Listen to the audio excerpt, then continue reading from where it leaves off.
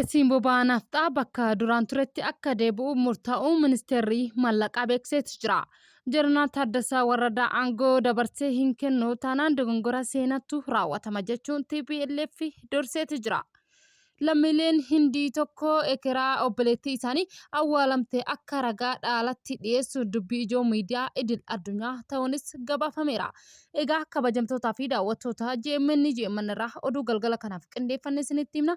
Kanan gammaa isinitti hime hangafoota oduu keenya galgala kanaati. Amma immoo gara bal'ina oduu keenya qabadheetti isin dabarsaa. Turtiin keessan nu faana ta'u.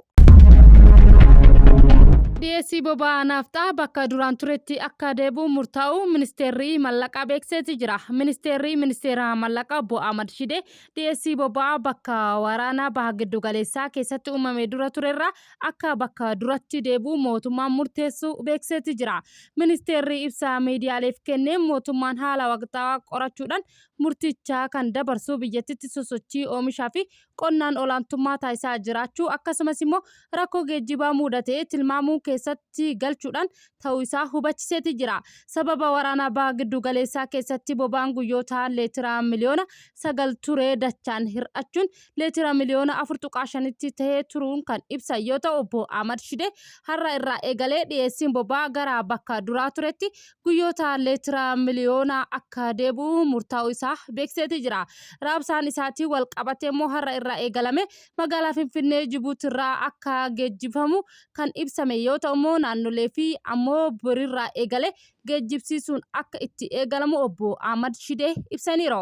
Mootummaa waraana baha giddu galeessaa keessatti duraan deeggarsa birrii biliyoona 10 boba'aaf taasisaa ture dabalataan yeroo ammaa kana waggaatti birrii biliyoona 20 deeggarsa taasisaa jiraachuus immoo ibsameera. Kunis immoo walumaa galatti deeggarsa boba'aa taasifamu gara birrii biliyoona 300 olitti akka guddisu ministeerichi ibsa miidiyaaleef kenneen hubachiseera. Tarkaanfii akkasii kanaan mootummaan rakkoo hawaasaa mudatu salphisuuf immoo milkaa'inaan adeemsa oomishaa fi oomishtummaa akka hin gufanneef kan fudhatamu ta'uu ministeera maallaqaa Obbo Ahmad Shidee ibsa miidiyaaleef kennaniin ibsaniitu jira. Pireezidaantiin bulchiinsaa yeroo naannoo Tigraay Leetinaant Jeneraal Taaddasaa Warradaa aangoo karaa nagaa fi dimokiraataatti hin dabarsuu taanaan dogongora akka ta'u dubbii himaan adda bilisummaa uummata Tigraay TPLF himaniitu jiru. Dubbii himaan TPLF Mikaa'el Asgoonii bulchiinsaa yeroo naannoo Tigraay diigamee waan jiruuf immoo hariiroon mootummaa federaalaa waliin jiru funyoo wadaroon itti cite ta'uu isaa ibseeti jira. BBC waliin gaafii fi deebii kan taasisee dubbii himaan TPLF kuni murtee karooraa giddu galeessaa TPLF torbee lama dura dabarsee ilaalchise qaamoleen garaagaraa waliin marii taasifamaa jiraachuus dubbataniiru. Koreen kun immoo giddu galeessaa TPLF eblaa 11/2018 ibsa baasen waggaa 6 dura filannoo naannichaa keessatti geggeessuudhaan manni maree mootummaa naannoo Tigraay filatamee gara hojiitti akka deebi'u murtaa'uu isaa beeksiseetu ture. TPLF murtee kana kan dabarse mootummaan federaalaa aangoo bulchiinsaa yeroo naannoo Tigraay waliigaltee Piriitooriyaalii booda hundeeffama hoogganaa kan jiru Leetinaant Jeneraal Taaddasaa Warradaa turtii aangoo waggaa tokkoo fi erga dhiyeessee torbee lama booda ta'us gabaaseeti jira. Dubbii himaan TPLF Obbo Mikaa'el mootummaan federaalaa murtee kana kan dabarse TPLF osoo hin ayyamsiisinii fi hin mari'atin kophaa isaa ta'us ibseeti jira. Jeneraal Taaddasaan waggaa jalqabaa kan muudame dambii bu'uuraalee waliigaltee Piriitooriyaaliidhaan amma garuu inni cabee dambii bara 2013 baheedha jechuun ibsameeti jira. Waajjirri ministeeraa muummee erga barri aangoo pireezidaantichaa dheereffamu fuula Facebook irratti kan baase dambii hundeeffama bulchiinsaa yeroo naannoo Tigraay waraanni Tigraay jalqabame ji'ootaan booda ta'us immoo gabaafameera.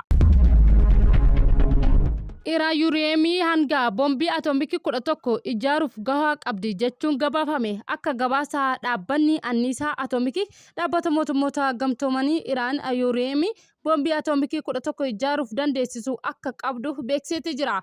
Ameerikaa waraanaa kana xumuruuf immoo waliigaltee kamiinuu Iraan badhaadhina yuureemii hunda akka dhaabdu gaafatteeti jirti. Tiraamp irraa dadhabbiin immoo Iraan meeshaa nuukilaraa argachuu akka hin qabne kan dubbatan yoo ta'u kan akka sababatti kan Iraan haleeltu kaasuun immoo yaadatameera.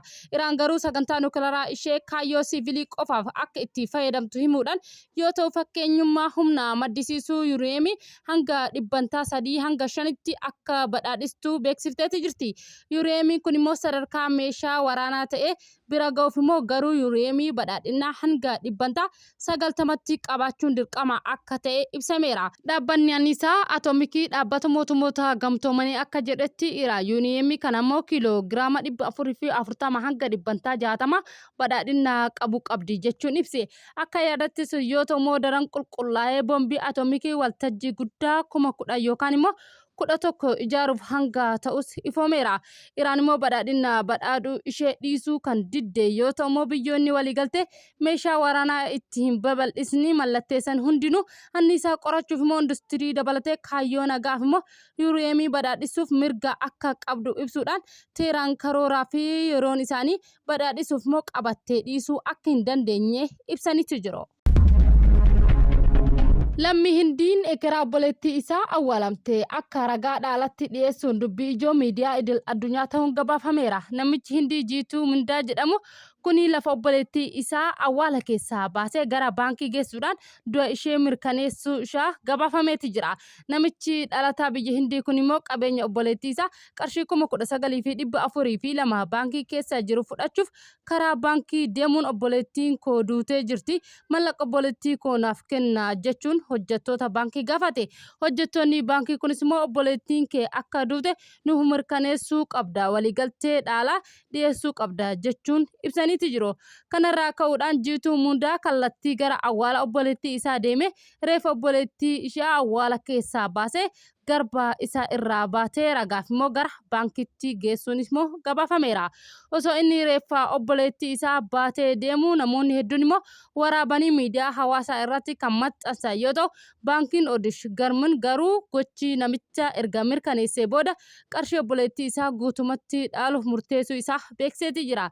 Jiituu Mindaa maaliif gocha akkanaa raawwate jedhamee gaafatamnaan ani sanada barreeffamaa waan hin qabneef reeffa ishee bakka awwaalcha keessaa baasee akka ragaatti dhiyeessuu filadhe jechuun dubbii isaa miidiyaa idil addunyaatti gabaafameera. Obboleettiin Jiituu Mindaa maqaan ishee Mindaa jedhamtu yoo ta'u immoo reeffi ishee akka aadaa naannoo sanatti naannoo manatti immoo deebi'ee awwaalamee jiraachuunis immoo gabaafameera. Qondaaltonni naannichaa taateewwan akkana dogongora waan ta'eef immoo namoonni gocha akkanaa raawwatan irratti tarkaanfiin fudhatama jechuun ibsan. Haa ta'u malee bulchaan naannichaa maallaqa Hindiitiin 30,000 gumaachuun dhimmichi dubbii ijoo miidiyaa idil addunyaa ta'eera jechuun gabaasni TMF Indiyaa gabaaseeti jira. Gaanaan marii qarqarsaa fayyaa USA waliin taasiftu adda kutuun himame. Mootummaan Gaanaa marii waliigaltee qarqarsaa fayyaa doolaara biliyoona hedduutti tilmaamamu USA waliin taasisaa ture tasa adda kutuun himameeti jira. Sababbiin murtee kanaa inni guddaan gaaffii Waashingtan DC daataa dhuunfaa lammiilee Gaanaa dabarsitee akka kennitu dhiyeessite ta'us himameera. Akka gabaasa AFP'n Gaanaan paakil qarqarsaa fayyaa doolaara miliyoona 109 waggaa 5 murtaa'ee turuun isaa himameera. Haa ta'u malee mootummaan Ameerikaa ragaa dhuunfaa lammiilee Gaanaa dabarsee kennuuf gaaffii dhiyeessee biyyoota lamaan jidduutti wal dhabdee uumeeti jira. Gareen marii mootummoota Gaanaa ogeeyyii fayyaa kana immoo hammate waan ta'eef immoo waliigalteen kun addatti dhibeewwan akka HIV busaa fi dhukkuba tiruu ittisuuf immoo kan kaayyeffate ta'us immoo ni amanama. Haa ta'u malee daataan dhuunfaa maal akka ta'eef immoo USA maaliif akka barbaaddu ifa himiti. Ameerikaan bulchiinsa Doonaald Tiraamp USA erga digdee as biyyoota adda addaa waliigaltee 32 doolaara biliyoona 20.6 mallatteessite. Naayijeeriyaan doolaara biliyoona 2.1, Keeniyaan doolaara biliyoona 2.5, Ruwaandaan, Yuugaandaa fi Lesothoon immoo waliigaltee kana mallatteessaniiru.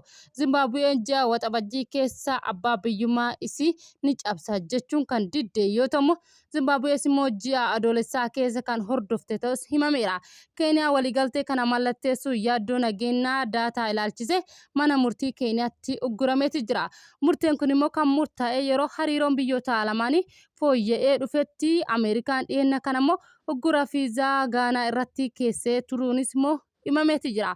Oomisha qonnaa Gaanaa irratti taarifa dhibbantaa 15 kaa'ame haqamuun isaa ni yaadatama. Haa ta'u malee gaafiin icciitii kun Gaanaan qarqaarsaa caalaa nageenya lammiilee isiitiif immoo dursa akka kennitu dirqamuun himameeti jira. Egaa kabajamtootaa fi daawwattoota jeemman irraa oduu galgala kanaaf qindeeffannee kana fakkaata. Hanga ammaa waan waliin taataniif nu hordoftaniif galata guddaa qabdan isiniin jechaa jeemmanni subscribe like share gochuu yaada qabdan comment irra nuukaa galgala gaarii qabadha.